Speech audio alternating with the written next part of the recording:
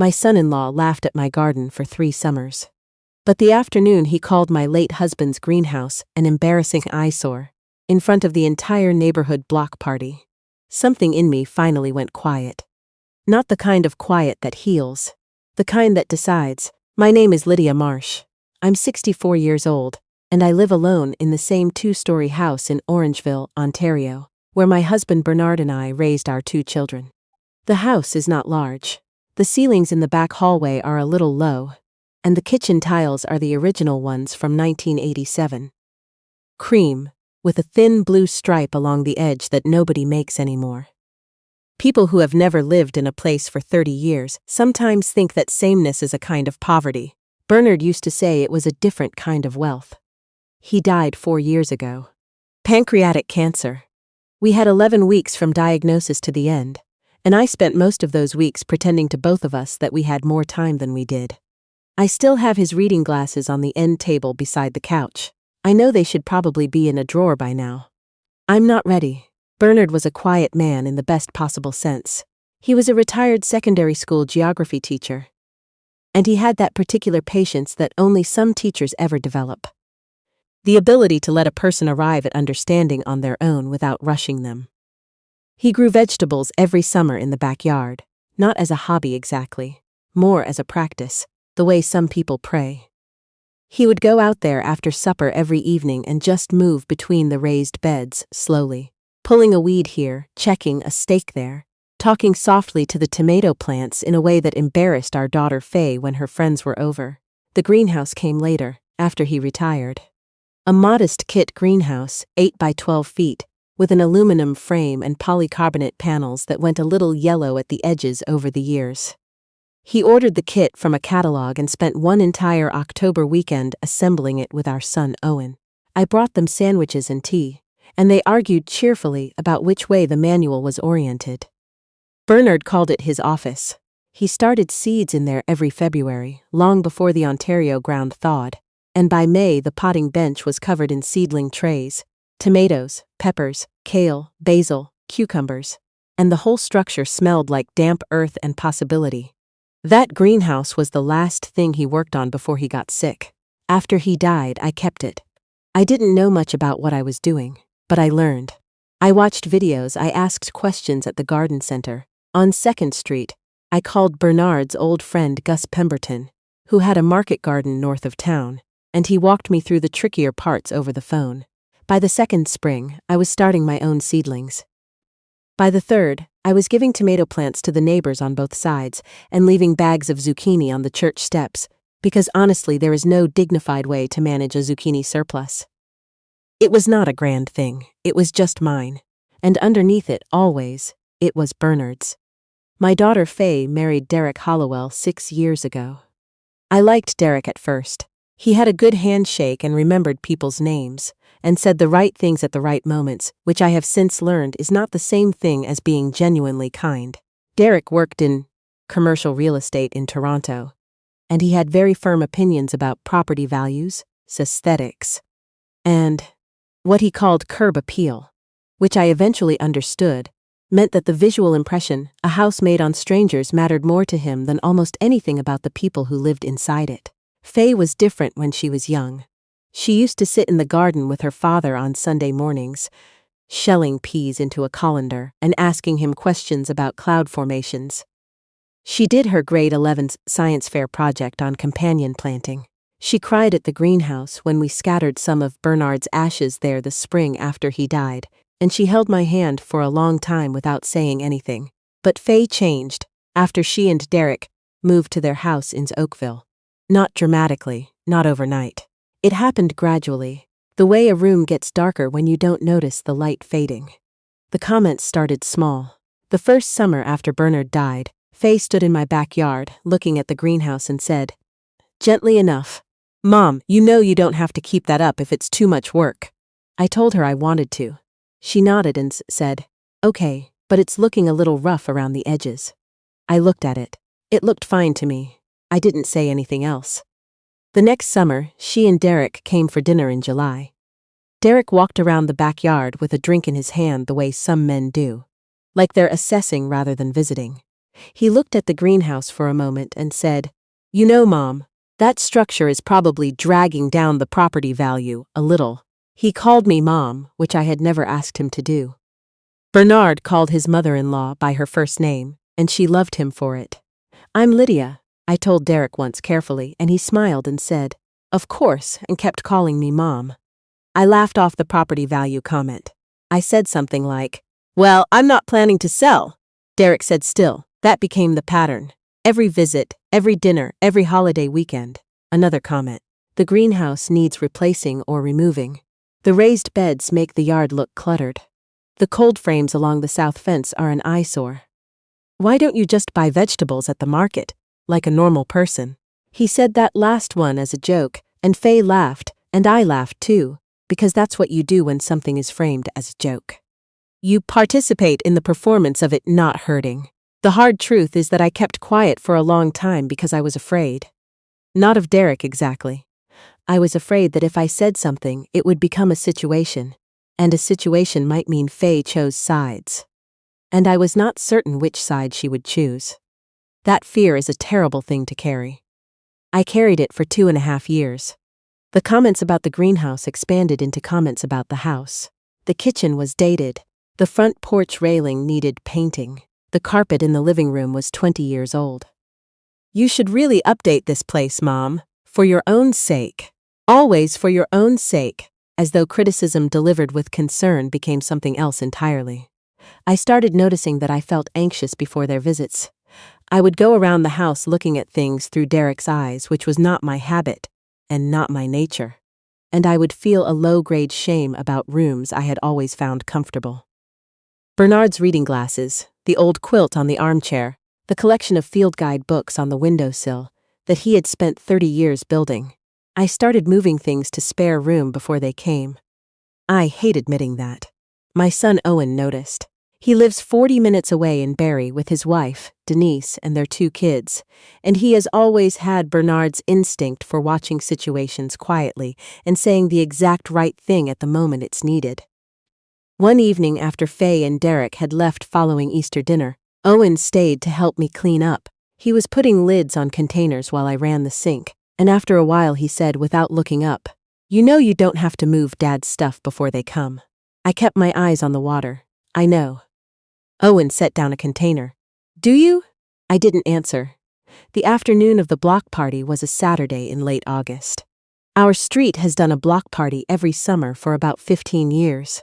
Somebody sets up a folding table. People bring food. The Nguyen family from number 41 brings a speaker and plays everything from Vietnamese pop to Dolly Parton. And it goes until dusk. Bernard loved it. He would bring baskets of tomatoes and cucumbers and peppers from the garden and set them out for whoever wanted them. And people would come back every year specifically to pick up their seedlings or their produce. And he was happy in a way that I found purely lovely to watch. I continued that. Every block party since Bernard died, I brought a basket from the garden and set it out on the table. The Nguyens always took cucumbers. My neighbor across the street, Roberta Finch, who is 81 and gardens despite 2 replaced knees, would carefully choose her tomatoes, and we would stand together assessing them like we were selecting gemstones. Faye and Derek came that August because they were in town for the weekend. I was glad to have them. Faye was in a good mood, relaxed in a way she sometimes wasn't when Derek was beside her. And for a while the afternoon felt like the older version of things. Easy, warm, full of small pleasures. Derek was talking to a couple down the street, Brad and Susan Kowalczyk, who had recently done a significant renovation on their property. I heard him from across the folding tables. He was explaining something about foundation drainage and permit timelines, very much in his element. Then Roberta Finch came over and asked me about the cherry tomatoes, whether they were Sungold or a different variety, and I was telling her about starting them from Bernard's saved seed when I heard Derek's voice shift into something lighter, the register he used for jokes. "You see the greenhouse back there?" he was saying to Brad Kowalczyk. 3 years I've been trying to get her to take that thing down. It's like a relic from the 1990s. Honestly, it's an embarrassing eyesore in an otherwise decent neighborhood. I heard Roberta Finch stop speaking mid-sentence. She had heard it too. I did not drop anything, or make a scene. My hands stayed exactly where they were, holding the small paper cup I'd been drinking lemonade from, but something shifted inside me in a way that I can only describe as a door closing. Not slamming, just closing quietly, with a click. Bernard built that greenhouse. Bernard's seeds were still in a tin on the potting bench inside it. The basil I'd grown for the block party table, the tomatoes that Roberta was holding in her hand at that exact moment, the cucumber seedlings I'd given to 5 different families on this street. All of it came from that structure, and Derek had just called it an eyesore in front of our neighbors, as though it were a piece of garbage I'd been too lazy to remove. I looked at Faye. She was standing slightly behind Derek, and her expression was the one I'd seen too many times over the past 2 years. A small, tight look, not agreement exactly, but not objection either. The look of a person who has decided that not intervening is a neutral position. It isn't. I drove home from that afternoon and sat in the backyard for a long time. The greenhouse was lit up faintly in the late afternoon light, the polycarbonate panels catching the sun, the way they always did in August. I went inside it and sat on the low stool Bernard kept by the potting bench. The tin of saved seeds was right there, his handwriting on each paper envelope inside. Brandywine, 2019. Genovese basil, 2020. Hungarian hot wax, last good summer. His last good summer was 2020. He was diagnosed in January 2021. I sat in there for a long time. When I went back inside, I called Owen. I didn't lead up to it or soften it. I just told him what Derek had said. Owen was quiet for a moment, then he said, "Mom, you know that's not okay." "I know. Has Faye said anything?" "No." Another pause. "What are you going to do?" I thought about it. I don't know yet, but I did know actually. I had known in the moment I heard the words. I just hadn't said it to myself clearly enough yet. Faye called the following Tuesday evening. She sounded careful in a way that meant Derek had told her I'd been quieter than usual at the end of the block party. She asked how I was. I said I was fine. She asked about the garden. I said it was wrapping up for the season. Then she said casually, "Derek's been looking at some nice greenhouse structures online. Newer ones. He thought maybe it would be a good upgrade since the old one is pretty worn." I set down the dish towel I was holding. "The old one is your father's," I said. Faye paused. "Mom, I know, but it is looking pretty rough." "Faye." I kept my voice even. At the block party, Derek told the Cowlchicks the greenhouse was an embarrassing eyesore in the neighborhood. Silence. He said that. Roberta Finch heard it. I heard it. A longer silence then. "He was probably just. I mean, you know how he talks when he's—" "I know how he talks," I said quietly. "I've known for 3 years. Faye didn't say anything. "I've been moving your father's things to the spare room before your visits," I said. "Did you know that?" So Derek wouldn't have something to comment on. I heard her breath change. "Mom, I didn't ask you to do that." "No," I said. "You didn't." But I felt like I had to. The conversation ended without resolution, which is its own kind of resolution. Faye said she'd call me later in the week. She didn't call for 5 days. When she did, her voice was carefully neutral, and she said that she and Derek had talked, and that Derek felt I'd taken his comment out of context, that he'd only been expressing concern about property maintenance. I listened. I didn't argue. I just said, "I understand," which was true.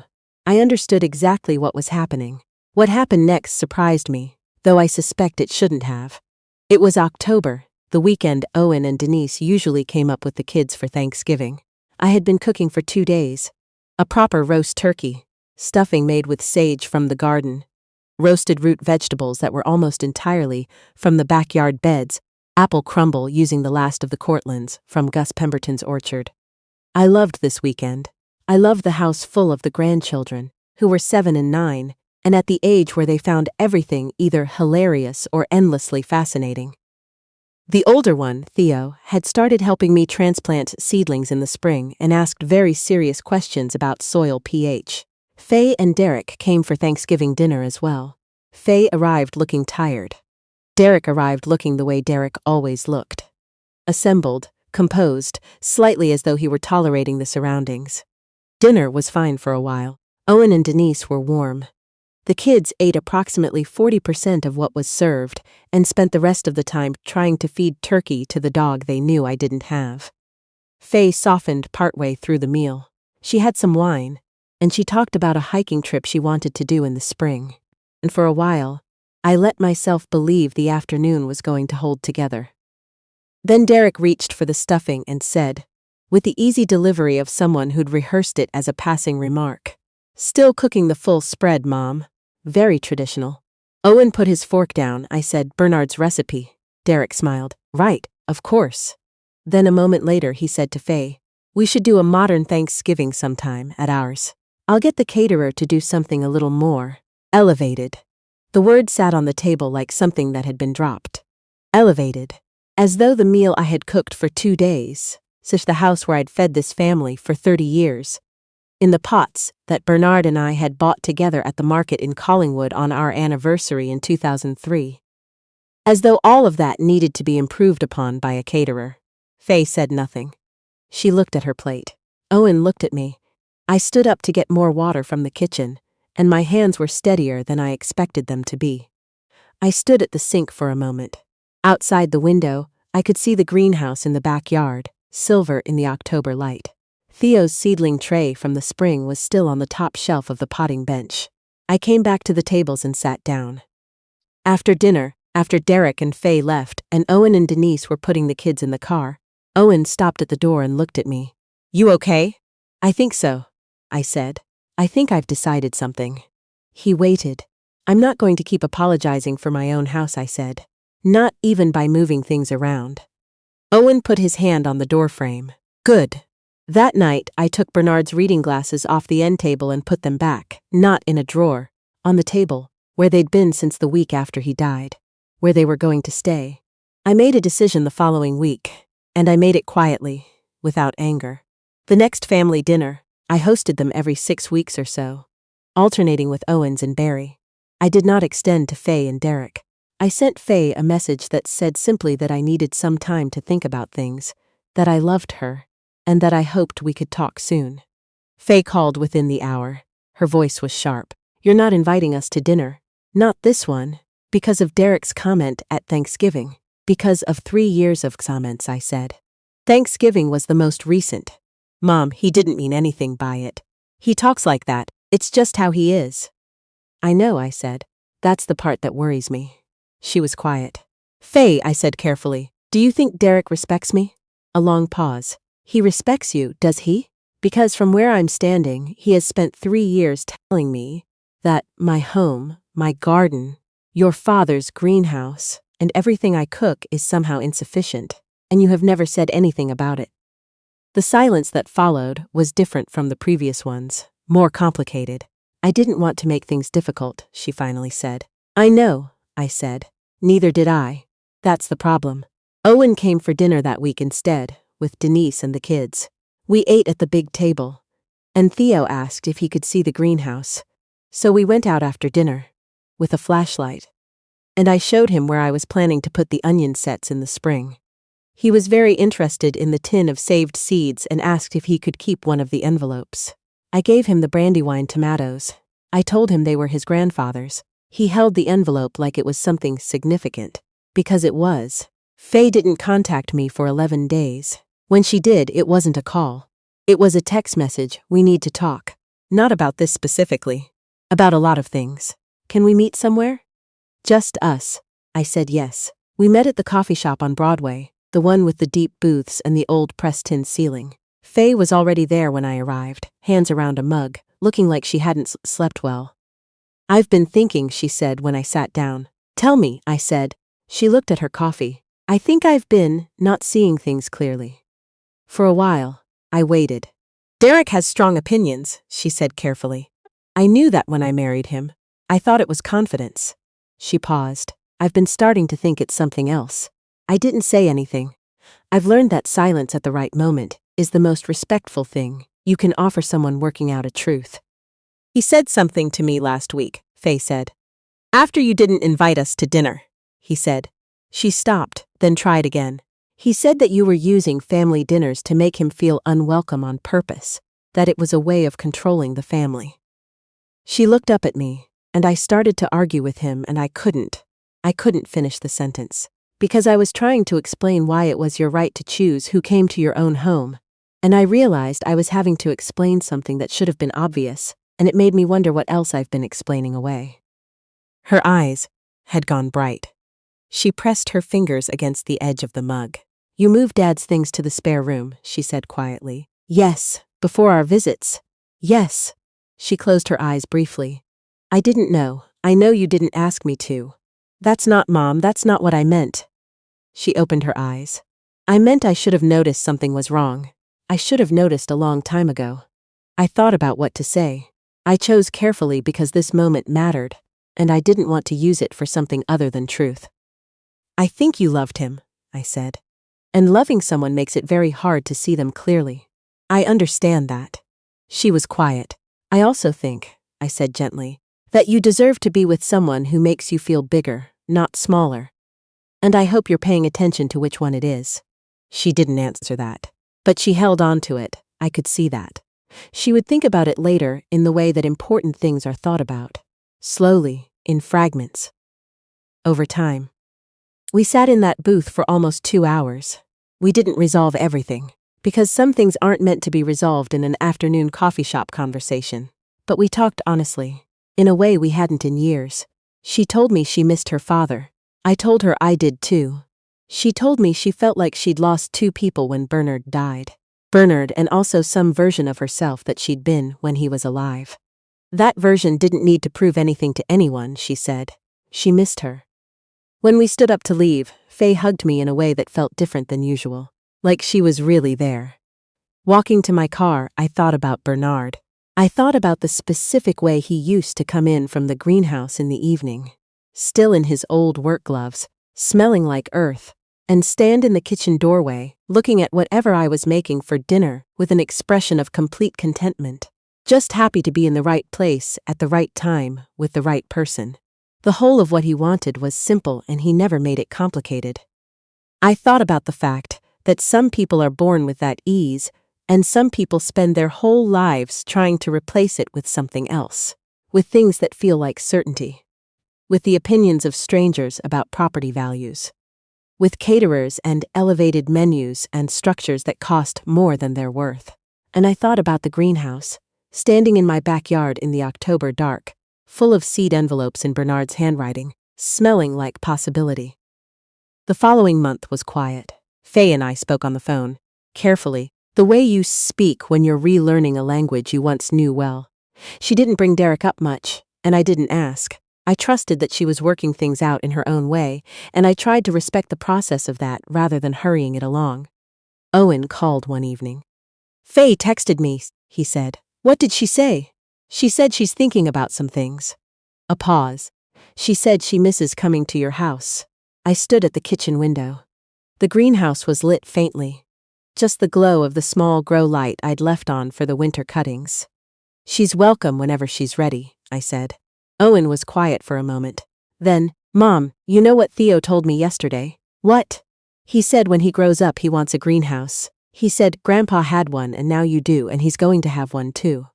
I put my hand on the window frame. "He's 7, Owen said, and I could hear him smiling. "He's perceptive," I said. The first Saturday in December, Faye showed up at my door alone. No overnight bag, no warning text, just her standing on the porch in her winter coat, looking like she wasn't sure if she should have come. I opened the door. "Come in," I said. "I just put the kettle on." She stepped inside and stood in the front hall. She looked around, slowly, the way you look at a place you've been away from long enough that it becomes new again. Bernard's field guides on the windowsill, the old quilt on the armchair, his reading glasses on the end table. She looked at the reading glasses for a long moment. "You moved them back," she said. "I did." She didn't say anything else. She just took off her coat and hung it on the hook by the door, where her coat had hung since she was a child, and followed me into the kitchen. I made tea. She sat at the kitchen table and wrapped both hands around the mug. Outside, it was just beginning to snow. Light, early December snow that came down slowly and covered the garden beds and settled on the roof of the greenhouse in a thin, bright line. We talked for 3 hours. We talked about Bernard. We talked about what Faye was thinking about, which she was cautious about but honest, which I respected. We talked about what she wanted her life to look like when she imagined it clearly, without all the noise. She said she wasn't sure yet. I told her she didn't have to be sure. She said that was surprisingly helpful. I told her Bernard used to say that certainty was overrated. She laughed at that, a real laugh, the kind I hadn't heard from her in a while. After the tea, I asked if she wanted to see the greenhouse. She looked surprised. Now? It's snowing. That's the best time, I said, which was something Bernard used to say and which I believed because he had believed it. We put on our coats and boots and went out through the back door. The backyard was quiet and white. The greenhouse stood at the back of the lot with the grow light inside, making the panels glow faintly amber. I unlocked the little door and we went in. It was warm inside, the way it always was in winter, the small heater ticking softly. The smell was earth and green things, and something underneath that I could never quite name but always recognized. Faye stood very still. I forgot what it smells like in here, she said quietly. It smells the same as always. She looked at the potting bench. The seed tin was there. Bernard's tin, the one he'd used for 20 years, with the envelopes inside. She reached out and touched the lid but didn't open it. I gave Theo the brandywine seeds, I said. Faye turned and looked at me. He's going to grow them in the spring, I said. He wants to compare them to the ones I'm growing, and see who's come up first. Her eyes filled. She pressed her lips together for a moment. I'm sorry, Mom, she said. It came out plainly without staging. I should have said something a long time ago, about the comments, about all of it. I knew it wasn't right. I didn't want to see it clearly. I looked at her in the amber light of the greenhouse, my daughter who used to shell peas with her father on Sunday mornings, and who had spent several years trying to become someone who didn't need any of that. I know, I said. I don't know what I'm going to do yet, she said. About things. About what comes next. You don't have to know tonight. She nodded, and then she wiped her eyes, and then she looked around the greenhouse with an expression I hadn't seen on her face in years. Something softer, something that looked like coming back. We stood in there a while longer than was strictly necessary. We didn't need to talk.